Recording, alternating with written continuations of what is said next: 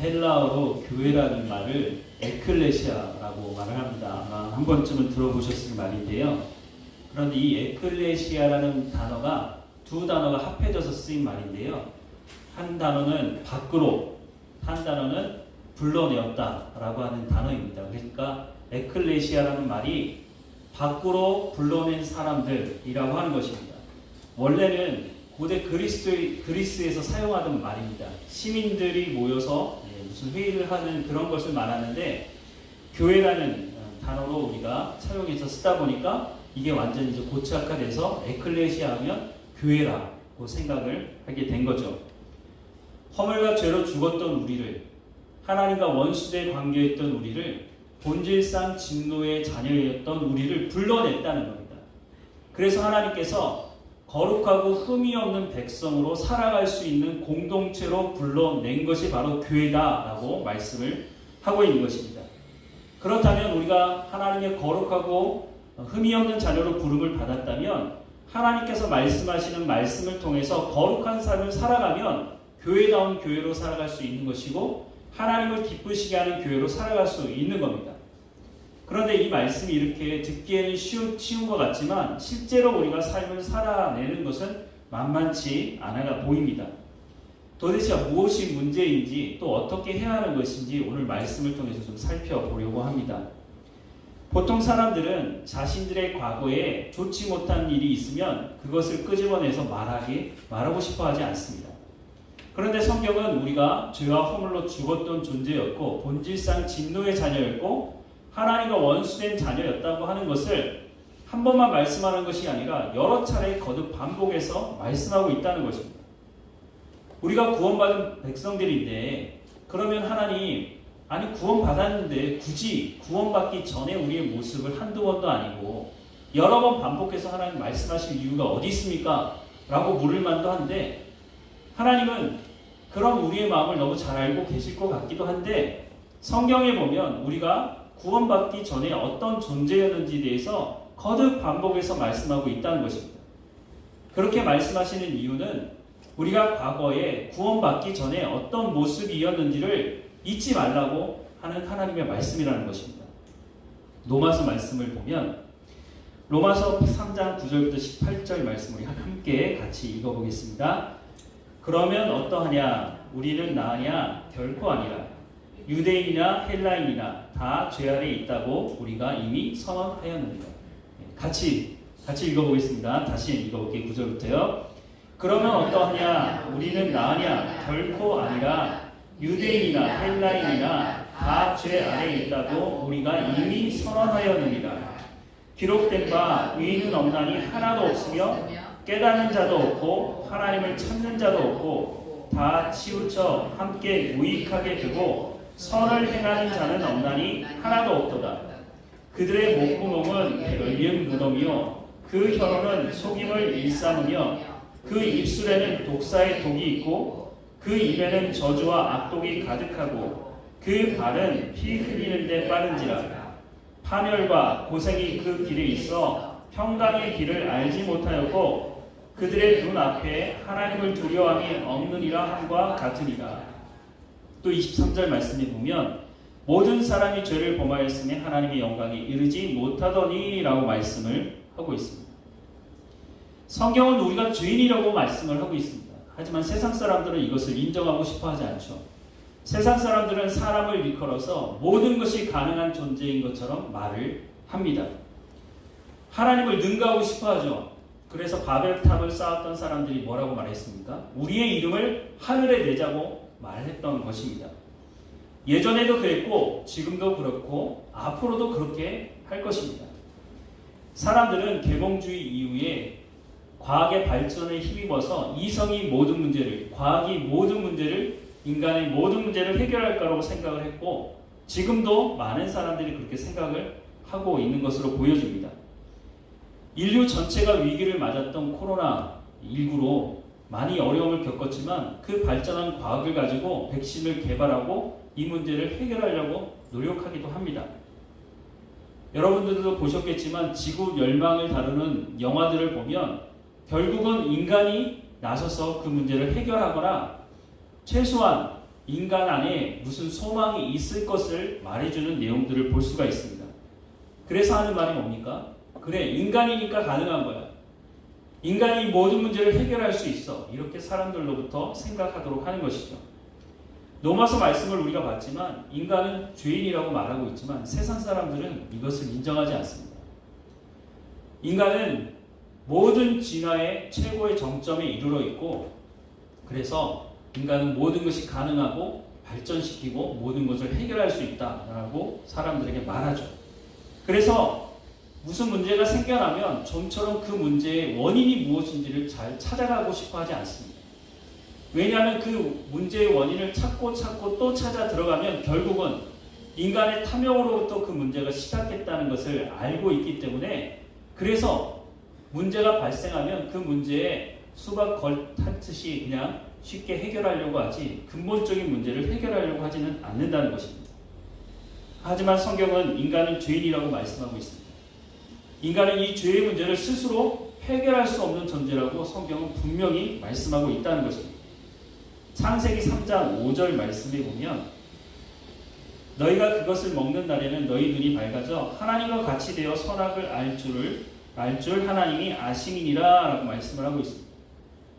성경은 인간이 왜 타락했는지, 그 타락한 이후에 어떤 삶을 살았는지 너무 분명하게 보여주고 있습니다. 그런데 세상 사람들은 이것을 보고 싶어 하지 않죠. 아담과 하와가 타락한 이유는 간단했습니다. 하나님의 자리에 올라오고 싶어 했던 것입니다. 탐욕이죠. 그 탐욕 때문에 하나님의 말씀을 듣지 않았다는 것입니다. 그런데 생각해보면 아담과 하와가 무엇이 부족했겠습니까? 하나님이 세상을 창조하시고 많은 것을 창조하셨지만 그 중에 사람만이 하나님의 형상을 따라 창조되었다는 것입니다. 그리고 하나님께서 만드신 모든 것을 통치할 수 있는 권한까지 위임을 받은 사람들이었습니다. 그런데 뭐가 부족했길래 피조물이었던 아담과 하와가 창조주였던 하나님의 자리에 올라가고 싶어해서 그 탐욕 때문에 하나님 말씀에 불순종했다는 것입니다. 그렇게 시작한 죄는 결국은 하나님의 심판을 불러올 수밖에 없는 지경까지 이르렀다고 성경은 말씀합니다. 창세기 6장 1절부터 7절 말씀에 보면 사람이 땅에 번성하기 시작할 때에 그들에게서 딸들이 나니 하나님의 아들들이 사람의 딸들의 아름다움을 보고 자기들이 좋아하는 모든 여자를 아내로 삼는지라. 여호와께서 이르시되 나의 영이 영원히 사람과 함께하지 아니하리니 이는 그들이 육신이 됨이라. 그러나 그 날은 120년이 되리라 하시니라. 당시의 땅에는 네피림이 있었고 그 후에도 하나님의 아들들이 사람의 딸들에게로 들어와 자식을 낳으니 그들은 용사라 고대의 명성이 있는 사람이었더라. 여호와께서 사람의 죄악이 세상에 가득함과 그의 마음으로 생각하는 모든 계획이 항상 악할 뿐임을 보시고 땅 위에 사람 지으셨음을 한탄하사 마음에 근심하시고 이르시되 내가 창조한 사람을 내가 지면에서 쓸어버리되 사람으로부터 가축과 기는 것과 공중의 새까지 그리하리니 이는 내가 그것들을 지었음을 한탄함이니라 하시니라 라고 말씀을 하고 있습니다. 아담과 하와로부터 시작한 이 탐욕으로부터 시작한 죄를 가지고 있는 인간은 질주하는 브레이크가 없는 폭주하는 기관차 같아 보였습니다. 결국은 하나님이 심판할 정도로 이 세상이 악해졌다고 말씀하고 있습니다. 그런데 그 와중에 용사라고 하는 어떻게 보면 리더의 역할을 하는 사람들이 등장합니다. 이 사람들이 등장하면서 더 발전했겠죠. 그런데 하나님을 떠난 사람들, 탐욕을 쫓아 살아갔던 이 사람들의 결과가 어떠했느냐? 창세기 6장 11절부터 13절 말씀에 보면 그때 온 땅이 하나님 앞에 부패하여 포악함이 땅에 가득한지라. 하나님이 보신즉 땅이 부패하였으니 이는 땅에서 모든 혈육 있는 자의 행위가 부패하였음이었더라. 하나님이 노아에게 이르시되 모든 혈육 있는 자의 포악함이 땅에 가득함으로 그 끝날이 내 앞에 이르렀으니 내가 그들을 땅과 함께 멸하리라 라고 말씀을 하고 있습니다. 탐욕을 쫓아 살아갔던 이 사람들의 결과는 폭력을 사용하기 시작했다는 겁니다. 자신의 탐욕, 자신의 이익을 쫓아가기 위해서 다른 사람의 것을 뺏어야 되지 않겠습니까? 그래서 결국은 폭력을 통제할 수 없을 정도로 심각해진 상황이 되었다고 하는 것입니다.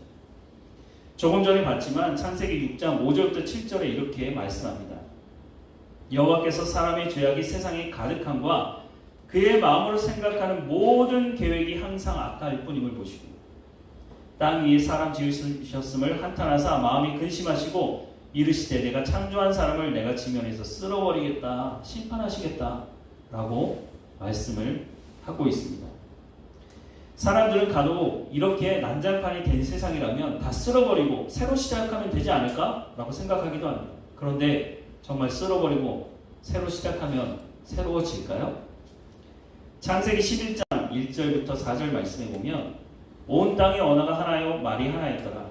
이에 그들이 동방으로 옮기다가 시날 평지를 만나 거기 거류하며 서로 말하되 자 벽돌을 만들어 견고히 굽자 하고 이에 벽돌로 돌을 대신하며 역청으로 진흙을 대신하고 말하되 자 성읍과 탑을 건설하여 그 탑 꼭대기를 하늘에 닿게 하여 우리 이름을 내고 온 지면의 흩어짐을 면하자 하였더니 라고 말씀합니다. 홍수 이후에 사람들이 다시 번성하기 시작했습니다. 그런데 이 사람들이 홍수 사건을 겪고 난 이후에 우리가 왜 홍수 사건을 겪게 되느냐? 우리가 범죄함으로 폭력으로 우리가 이 죄를 지었으므로 하나님께서 심판하신 것 아니냐? 그러면 우리가 그렇게 하지 말아야 되지 않느냐라고 하는 것이 아니라 홍수 심판이 있을 때 우리가 높은 것을 찾지 못해서 그래서 우리가 당한 건 아니냐? 우리가 힘을 모아서 하나님을 대적하자. 그러면 우리가 이 모든 문제를 해결할 수 있지 않겠느냐라고 생각하고 탑을 지었다고 하는 것입니다. 오늘도 마찬가지 아닙니까? 사람들은 여전히 탐욕을 쫓아 살아갑니다. 이 탐욕의 문제를 해결하려고 하는 것이 아니라 더 많은 것을 얻기 위해서 지금 이 시대도 폭력을 사용하지 않습니까? 그래서 전쟁을 일으키는 것입니다. 지금도 전 세계에 전쟁이 일어나는 곳이 있지 않습니까? 그 전쟁을 해결하자라고 말하는 사람들은 있지만 각자의 탐욕이 얽혀 있기 때문에 쉽게 그 전쟁을 끝내지 못하는 것입니다. 성경은 탐욕으로부터 인간이 죄를 짓기 시작했다고 말씀하고 있습니다. 그리고 그 죄, 이 탐욕의 문제는 인간 스스로는 해결할 수 없다라고 성경은 말씀해 주고 있습니다. 그래서 하나님께서 이 문제를 해결하시겠다고 나서기 시작하신 것입니다. 하나님께서 모든 것을 쓸어버리시고 다시 시작하실 수도 있으시겠죠. 그런데 하나님 그렇게 하지 않으시고 하나님께서 메시아, 구원자를 보내시기로 스스로 자기를 제안하시면서 이렇게 구원의 역사를 시작하셨다고 성경은 말씀해주고 있습니다. 그렇다면 하나님께서 우리를 구원하시면 하나님의 말씀에 순종하며 그 길을 따라가면 되는 것 아니겠습니까? 그런데 이것조차도 사실 쉽게 우리가 듣기는 하지만 그 길을 쫓아가는 것이 만만치 않아 보입니다. 왜냐하면 하나님께서 아브라함을 부르셔서 그 자손 이스라엘 백성들을 통해서 이것을 보여주고 싶어 하셨지만 이스라엘 백성들, 하나님의 부름을 받은 이스라엘 백성들조차 탐욕을 포기하지 못하고 교만하게 행하며 하나님 말씀에 순종하지 않았다고 하는 것입니다. 신명기 8장 말씀에 보면 가나안 땅에 들어가는 이스라엘 백성들에게 하나님께서 말씀하는 내용이 있습니다. 그 내용을 보면 하나님을 잊지 말라는 것입니다. 그런데 조금 더 생각해 보면 이 사람들 광야 40년을 살아온 사람들 아닙니까? 그런데 하나님을 어떻게 잊을 수 있습니까? 하나님의 그 놀라운 은혜를 경험했던 사람들에게 하나님께서 정말로 잊지 말라고, 나를 잊지 말라고 말씀하셨습니까? 정말로 그렇게 하셨다는 겁니다. 말씀을 보면 신명기 8장 12절에서 20절 말씀인데요. 내가 먹고 배불러서 아름다운 집을 짓고 거주하게 되며 가나안 땅에 들어가서 그렇게 한다는 겁니다. 또 내 소와 양이 번성하며 내 임금이 증식되며 내 소유가 다 풍성하게 될 때에 하나님 뭐라고 말씀하시죠? 내 마음이 교만하여 내 하나님 여호와를 잊어버릴까 염려한다. 하나님께서 가나안 땅에 들어가는 이스라엘 백성들에게 물질적인 풍요를 주시겠다고 말씀하고 있습니다. 근데 그것이 하나님께서 주시는 것이라고 말씀하는 거죠. 그런데 뭐라고 말씀하신다고요? 내 마음이 교만하여 내 하나님 여호와를 잊어버릴까 누가 염려한다고요? 하나님이 염려하신다. 이게 도대체 말이 되나? 아니 이 사람들 광야 40년을 살아온 사람들 아닙니까? 그 40년을 어떻게 살았습니까? 만나를 매일마다 먹었던 사람들, 불과 구름 기둥의 인도함을 받았던 사람들, 그 전에는요 홍해를 건넜잖아요. 그 전에는요, 애굽에서 10가지 재앙을 직접 경험하기도 하고 직접 보지 않았습니까? 그런데 이 사람들이 가나안 땅에 들어가서 하나님을 잊어버릴 거라고 염려하신다고 하나님 말씀하고 있어요. 계속 말씀을 보면 여호와는 너를 애굽 땅 종되었던 집에서 이끌어내시고, 조금 전에 말씀드린 그 말씀이죠. 너를 인도하여 그 광대하고 위험한 광야 곧 불뱀과 정갈이 있고 물이 없는 간조한 땅을 지나게 하셨으며, 또 너를 위하여 단단한 반석에서 물을 내셨으며 내 조상들도 알지 못하던 만나를 광야에서 내게 먹이셨나니 이는 다 너를 낮추시며 너를 시험하사 마침내 내게 복을 주려 하심이었느니라. 근데 어떻게 잊을 수 있어요? 광야에서 자기들이 직접 경험했는데 잊을 수 없는 건 아닐까요? 그럼에도 불구하고 이 사람들이 이것을 잊어버린다면 우리말로 사람이라고 할 수 없는 거죠. 계속 말씀을 보면 17절, 그러나 네가 마음에 이르기를 내 능력과 내 손의 힘으로 내가 이 재물을 얻었다 말할 것이라. 내 하나님 여호와를 기억하라. 그가 내게 재물 얻을 능력을 주셨음이라. 이같이 하심은 내 조상들에게 맹세하신 언약을 오늘과 같이 이루려 하심이니라. 내가 만일 내 하나님 여호와를 잊어버리고 다른 신들을 따라 그들을 섬기며 그들에게 절하면 내가 너희에게 증거하노니 너희가 반드시 멸망할 것이라.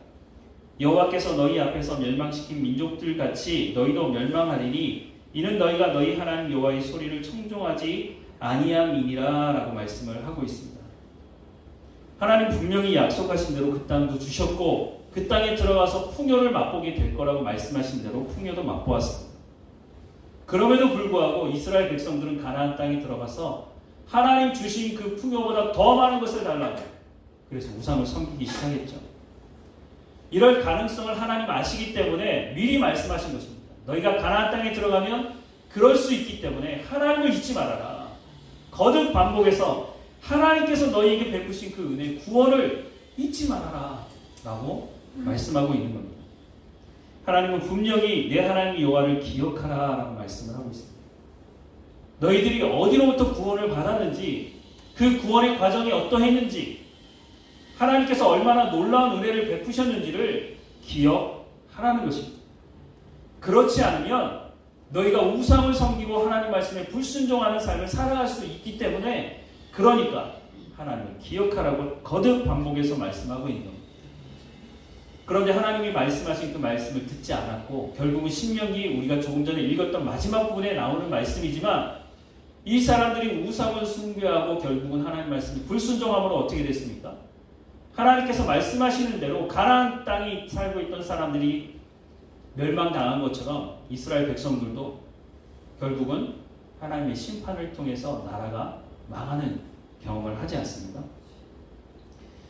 그러면 우리는 이 말씀을 어떻게 받아들여야 할까요? 그때나 지금이나 인간은 타락한 존재, 죄인이라고 말씀합니다. 에베소서 2장 1절에서 3절 말씀에 보면, 그는 허물과 죄로 죽었던 너희를 살리셨도다. 그때 너희는 그 가운데에서 행하여 이 세상 풍조를 따르고 공중의 권세 잡은 자를 따랐으니 곧 지금 불순종의 아들들 가운데 역사하는 영이라. 전에는 우리도 다 그 가운데서 우리의 육체의 욕심을 따라 지내며 육체와 마음이 원하는 것을 하여 다른 이들과 같이 본질상 진노의 자녀이었더니 라고 말씀을 하고 있습니다. 우리가 그런 사람이었다고요. 이런 가운데 있는 우리를 하나님께서 전적인 하나님의 은혜로 우리를 구원하셨다라고 하는 이 말씀을 잊지 말라는 거예요. 무엇보다 사도 바울은 에베소서를 통해서 교회에 대해서 소개하고 있는데, 이 교회에 대해서 소개하면서 첫 부분에 무엇을 말하느냐면, 우리가 하나님의 이 놀라운 은혜로 베풀어진 이 구원이 그냥 우연히 얼렁뚱땅 만들어진 구원이 아니라고 소개를 하고 있습니다. 우리가 받은 이 구원이 삼위 하나님을 통해서 만들어진 것이다 라고 말씀을 시작하고 있습니다. 오늘 본문의 말씀을 다시 한번 보면 3절부터 6절 말씀 우리 같이 다시 한번 읽어보겠습니다. 같이 읽겠습니다. 찬송하리보다 하나님 곧 우리 주 예수 그리스도의 아버지께서 그리스도 안에서 하늘에 속한 모든 신령한 복을 우리에게 주시되, 곧 창세전에 그리스도 안에서 우리를 택하사 우리로 사랑 안에서 그 앞에 거룩하고 흠이 없게 하시려고 그 기쁘신 뜻대로 우리를 예정하사 예수 그리스도로 말미암아 자기의 아들들이 되게 하셨으니 이는 그가 사랑하시는 자 안에서 우리에게 거저 주시는 바 그의 은혜의 영광을 찬송하게 하려는 것이다 라고 말씀을 하고 있습니다. 창세기 3장에 보면 조금 전에도 말씀을 드렸지만 아담과 하와가 불순종하고 하나님 앞에 탐욕을 부림으로 말미암아 하나님과의 관계가 깨지고 에덴 동산으로부터 쫓겨났다고 말씀을 드렸습니다. 그러면 그것으로 끝나느냐? 그렇게 끝을 내는 것이 아니라 하나님은 아담과 하와에게 심판하시면서 내가 메시아를 보내겠다고 하는 약속의 말씀을 하고 계십니다. 하나님이 그러실 필요 없는 거죠, 사실은. 하나님은 창조주시니까 다 쓸어버리고 새로 시작하셔도 되지만 하나님 그렇게 하지 않으시고 내가 스스로 하나님께서 약속, 언약을 하심으로 스스로 자기를 제한하시는 모습을 보게 됩니다. 하나님은 전능하신 분 아닙니까? 그런데 스스로 구원자를 보내겠다고 그 약속을 하고 계시는 것입니다. 처음에 소개하는 것은 하나님이 이 구원을 계획하셨다고 하는 것을 말씀하고 있습니다. 태초에 하나님께서 창조하신 그 하나님께서 우리를 위해서 하나님의 구원을 계획하시고 말씀하고 계신다는 겁니다. 그 구원의 내용이 뭡니까? 바로 예수 그리스도를 이 땅에 보내셔서 십자가에 내어놓으시고 핏값을 지불하시고 죄의 문제를 해결하셔서 거룩하고 흠이 없는 백성으로 우리를 부르시는 그 자리로 우리를 인도하시겠다고 하는 하나님의 계획을 세우셨다는 겁니다. 그것을 통해서 띄어진 관계를 회복하고 하나님과 어떤 관계요? 연합된 관계를 다시 하나님께서 처음에 아담과 하와를 만드셨을 때 그 관계로 회복하시겠다고 하나님께서 스스로 우리에게 언약을 말씀하고 계신다는 것입니다. 출애굽한 이스라엘 백성들이 광야에 나왔을 때 금송아지 우상을 만듭니다. 근데 그 금송아지 우상을 만들고 그것이 정말 심각한 문제를 일으키는데 그것이 무엇이냐면 하나님께서 이렇게 말씀하세요. 내가 너희와 언약을 했기 때문에 가나안 땅에 들어가게는 하겠다. 그런데 어떻게 하신다고요? 내가 너희와 함께 하지는 않겠다고 말씀하십니다. 이게 무슨 의미인지 이스라엘 백성들은 몰랐습니다. 근데 모세는 이게 무슨 의미인지 알았어요. 이 사람들에게 허락된 그 땅에 들어가서 풍요를 누린다고 한들 다시 타락할 거 아닙니까? 하나님과 함께 하지 않는다면, 하나님의 말씀의 기준이 없다면 그 탐욕을 쫓아서 또 살아가지 않겠습니까? 하나님의 말씀을 주셨음에도 불구하고 우상을 숭배했던 이 사람들이 하나님의 말씀이 없다면 더더욱이 타락하겠죠. 모세는 그것을 알았기 때문에 자기의 생명을 내놓고 하나님께 무엇을 구합니까? 하나님, 저는 못 들어가도 괜찮습니다. 그런데 하나님은 함께 하셔야 되는 건 아닙니까? 그렇게 구한 이유가 사실 여기 있는 거죠. 모세는 하나님의 그 마음을 알았던 것이죠. 하나님께서 구원의 계획을 세우신 것이 바로 이런 것입니다. 하나님과 사람과의 관계가 끊어져서 사람들이 우리가 홍수 심판 이후에도 봤지만 인간이 똑똑해서 뭔가 잘 해낼 것처럼 보이지만 결국은 용사들, 리더들이 나타나서 어떻게 했다고요? 힘을 모아서 폭력을 사용해서 자기들이 더 많은 이익을 차지하기 위해서 그렇게 했던 것처럼 그렇게 될 것이기 때문에 하나님께서는 그것을 막으시기 위해서 메시아, 구원자, 예수님을 이 땅에 보내주심으로 하나님과 연합된 관계가 되지 않으면 이 문제는 해결할 수가 없기 때문에 그래서 하나님께서 이 구원을 계획하셨다라고 말씀을 하고 있습니다. 하나님께서 이 구원을 계획하셨지만 이 구원을 실행할 분이 있어야 될 것 아닙니까? 그것이 바로 예수님이라고 말씀하고 있습니다. 오늘 보면 7절부터 12절 말씀도 우리 같이 읽어보겠습니다. 같이 읽겠습니다. 우리는 그리스도 안에서 그의 은혜의 풍성함을 따라 그의 피로 말미암아 속량 곧 죄사함을 받았느니라. 이는 그가 모든 지혜와 총명을 우리에게 넘치게 하사 그 뜻의 비밀을 우리에게 알리신 것이요 그의 기뻐하심을 따라 그리스도 안에서 때에 찬 경륜을 위하여 예정하신 것이니 하늘에 있는 것이나 땅에 있는 것이 다 그리스도 안에서 통일되게 하려 하심이다. 모든 일을 그의 뜻의 결정대로 일하시는 이의 계획을 따라 우리가 예정을 입어 그 안에서 기업이 되었으니 이는 우리가 그리스도 안에서 전부터 바라던 그의 영광의 찬송이 되게 하려 하심이다. 아멘. 여기서 말하는 경륜은 구원의 계획을 말합니다. 하나님께서 계획하신 이 구원의 계획을 예수님께서 실행하셨다는 것입니다. 그래서 성경에 보면 예수님을 일컬어서 화목제물이 되셨다라고 말씀합니다. 화목제물의 역할이 뭡니까? 깨어진 관계를 다시 회복하는 것입니다. 예수님이 십자가에 죽으신 것이 바로 하나님과 우리의 관계를 깬 그 죄의 문제를 핏값을 지불하고 해결하시고 우리가 하나님과 화목된 관계를 이룰 수 있도록 하시는 역할을 하셨다는 것입니다. 예수님께서 마지막 저녁, 잡히시는 날 저녁에 대제사장적 기도를 하고 있는데 그것이 요한복음 17장에 기록되어 있습니다. 예수님께서 어떤 기도를 하셨느냐 하면 요한복음 17장 20절부터 26절인데요. 제가 기도하는 마음으로 다시 한번 읽어보겠습니다. 예수님께서 그렇게 기도하셨다는 거예요. 내가 비옵는 것은 이 사람들만 위함이 아니요 또 그들의 말로 말미암아 나를 믿는 사람도 위함이니 아버지여 아버지께서 내 안에 내가 아버지 안에 있는 것 같이 그들도 다 하나가 되어 우리 안에 있게 하사 세상으로 아버지께서 나를 보내신 것을 믿게 하옵소서. 내게 주신 영광을 내가 그들에게 주었사오니 이는 우리가 하나 된 것 같이 그들도 하나가 되게 하려 하심이니이다.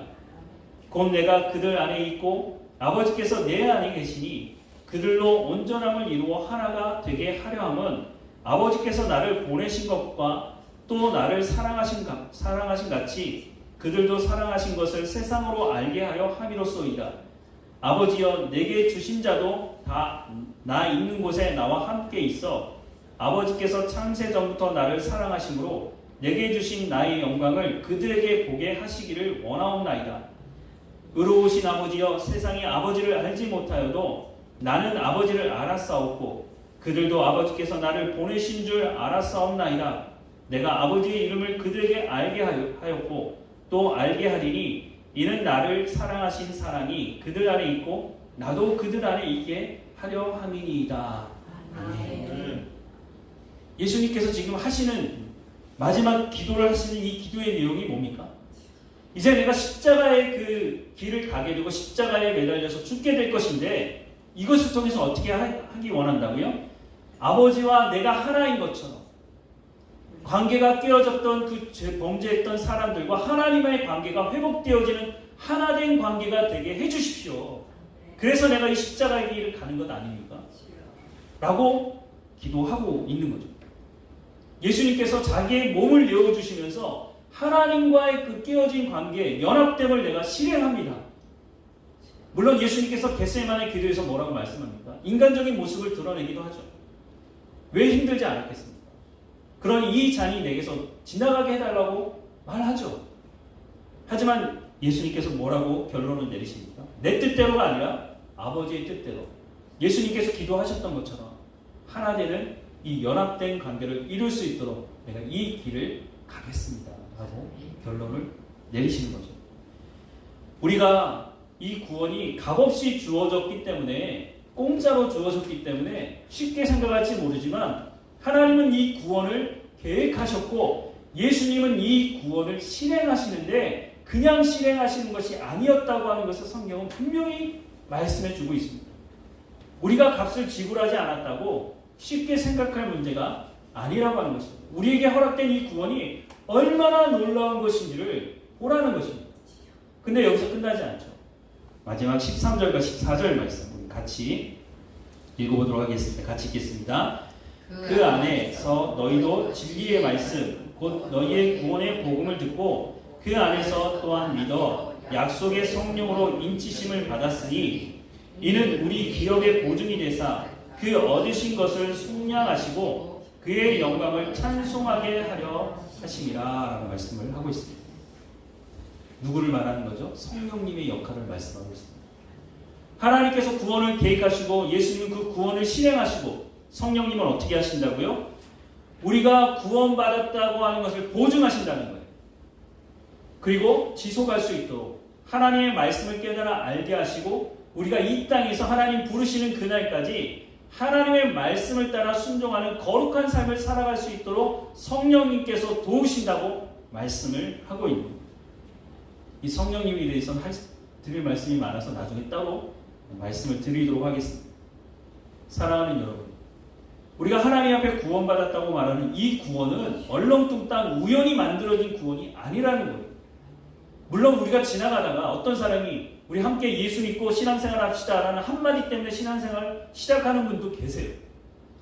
그렇다고 해서 그것이 우연히 일어났다, 내가 그 사람을 우연히 만나서, 그렇지 않다는 거예요.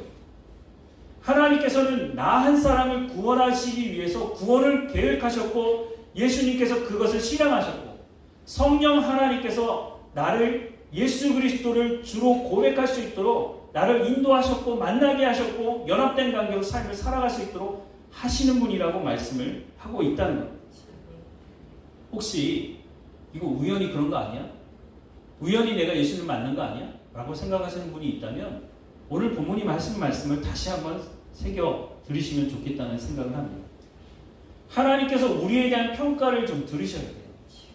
우리가 예수 믿으면서도 성령이 말하는 나에 대해서 별로 신경을 쓰지 않는 분들이 적지가 않아요. 오히려 세상이 말하는 나, 주변 사람들이 말하는 내가 누구지? 라고 하는데 더 관심이 많습니다. 세상이 말하는 나에 대한 기준은 뭡니까? 얼마나 많이 가졌느냐? 얼마나 많이 배웠느냐? 어떤 지역 출신이냐? 어떤 학교 출신이냐? 그런 것을 가지고 사람들을 평가하려고 하지 않습니까? 그래서 대체적으로는 그렇게 평가하는 이유는 너는 열등한 존재야. 너는 흙수저야. 그러니까 내 하는 말 들어. 이렇게 하기 위해서 사실은 나누는 건 아니겠습니까? 그런데 하나님은 뭐라고 말씀하십니까? 물론 성경은 우리를 죄인이라고 말씀하고 있습니다. 그런데 죄인으로 그냥 머물러 있게 하지 않으시고 하나님이 구원을 계획하시고 예수님이 구원을 실행하시고 성령 하나님께서 우리를 그 구원 가운데 초대하시고 지속할 수 있도록 하는 그 구원을 우리 가운데 허락해 주셨다는 것입니다. 하나님이 우리를 보시면서 뭐라고 말씀하세요? 내가 예수 그리스도를 핏값집으로 할 만큼 너는 존귀한 자라고 하나님께서 말씀하고 계신다고 하는 것입니다. 세상이 뭐라고 얘기하든지 간에 하나님은 우리를 향해서 너는 존귀한 자야. 너는 내가 창조한 자고 너는 하나님의 형상을 따라 만들어진 존재야 라고 하는 것을 말씀하고 있다고 하는 것입니다. 그렇다면 우리는 어떻게 살아가야 할까요? 에베소서 4장 1절 말씀에 보면 그러므로 주 안에서 갇힌 내가 너희를 권하노니 너희가 부르심을 받은 일에 합당하게 행하라 라고 말씀을 하고 있습니다. 우리가 봤지만 오늘 본문 앞에 하나님께서 우리를 부르신 목적이 뭐라고 말씀하십니까? 우리가 세상으로부터 죄의 자리에서 본질상 진노의 자리에서 부름받은 이유가 뭐라고 말씀했다고요? 거룩하고 흠이 없는 백성으로 살아갈 수 있도록 하기 위해서 우리를 불러주셨다고 하나님 말씀하고 있지 않습니까? 그렇다면 우리가 이 합당한 삶을 살아가면 된다는 것입니다. 그렇게 하기 위해서 중요한 것이 뭐냐? 성경이 말하는 내가 누구인지를 알아야 된다는 거예요. 거기에 앞서서 하나님이 어떤 분인지를 알아야 되죠. 하나님이 어떤 분인지 모른다면, 하나님이 거짓말하는 분이라고 우리가 안다면 하나님께서 말씀하시는 말씀이 의미가 없겠죠. 하지만 하나님이 그런 분이 아니시고 구원을 계획하시고 실행하시고 그것을 우리 가운데 허락해 주신 분이라고 말씀하고 있고, 세상이 말하는 내가 아니라 핏값을 지불하고 예수 그리스도의 핏값을 지불하고 구원할 만큼 나는 존귀한 자라고 하나님 말씀하시니 그 말씀을 듣고 그에 합당한 하나님 말씀에 순종하는 삶을 살아가라고 말씀하고 있습니다. 이것이 쉬워 보이지만 사실 쉬운 문제가 아닙니다. 여기서부터 문제가 흔들리기 때문에, 우리 구원의 문제가 여기서부터 흔들리기 때문에 우리가 여전히 하나님 말씀을 듣지만 내 방식대로 해석을 하려고 하고 하나님 말씀에 순종하며 살아가는 것이 아니라 내 뜻대로 내 탐욕을 쫓아 살아가려고 한다고 하는 것입니다. 이스라엘 백성들이 그랬다고 말씀을 드리지 않았습니까? 광야 40년의 생활을 기억하지 못하니까, 이 사람들이 하나님께서 주시는 물질의 풍요를 맛보고도 내 힘으로 내 능력으로 얻었다고 말하기 시작하니까 결국은 어떻게 했다고요? 우상 숭배하게 됐다는 거예요. 그렇게 하지 말라고 말씀하고 있습니다. 삼위 하나님께서 이 나에게 허락한 이 구원의 합작품을 이루어내기 위해서 헌신하셨다고 말씀하고 있습니다. 우리가 그 구원을 받은 사람들이라면 그것이 싸구려 구원이 아니라 하나님의 핏값을 지불하고 산 교회로 우리를 부르셨으니 우리가 그에 합당한, 우리가 어디로부터 구원받았고 또한 어떤 삶을 살아가야 되는지를 우리가 분명히 알고 하나님과 동행하며 정말로 하나님이 세우신 이 교회 안에서 하나님의 마음을 기쁘시게 하는 교회로서 삶을 살아가는 우리 모두가 되기를 주님의 이름으로 축원합니다.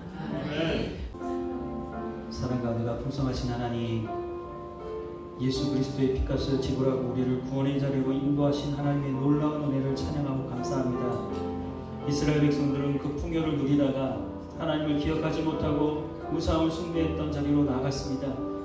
하나님, 우리는 그러지 않게 하시고 하나님이 누구이신지, 예수님이 누구이신지, 성령님이 어떤 분이신지를 바르게 알게 하셔서 이 삼위 하나님께서 구원을 계획하시고 이루시고 실행하시며 우리 가운데 허락해 주셨음을 하나님 기억하게 하셔서 겸손하게 하시고 하나님 말씀 앞에 엎드려 하나님을 찬양하고 예배하며 주의 말씀에 순종하는 삶을 살아갈 수 있는 우리의 삶이 될 수 있도록 은혜를 베풀어 주옵소서. 하나님께서 참된 목자가 되셔서 우리 가운데 말씀하시는 그 말씀을 따라 순종하며 살아가게 하시고 하나님께서 꼴을 먹이시는 그곳 가운데 머물게 하셔서 하나님께서 말씀하시는 성령의 열매를 맺어가는 우리의 삶이 될 수 있도록 인도해 주옵소서.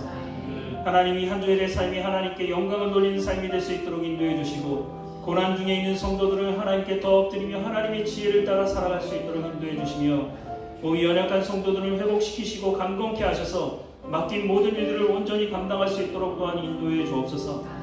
하나님, 우리 가운데 말씀하시는 그 말씀을 통해서 하나님의 마음을 기쁘게 하는, 여름 타작마당에 하나님의 마음을 시원케 하는 하나님의 교회로, 하나님의 사랑으로 성장할 수 있도록 은혜를 허락해 주옵소서. 날마다 우리와 함께 하시는 하나님께 감사하고 예수님의 이름으로 기도드립니다. 아멘.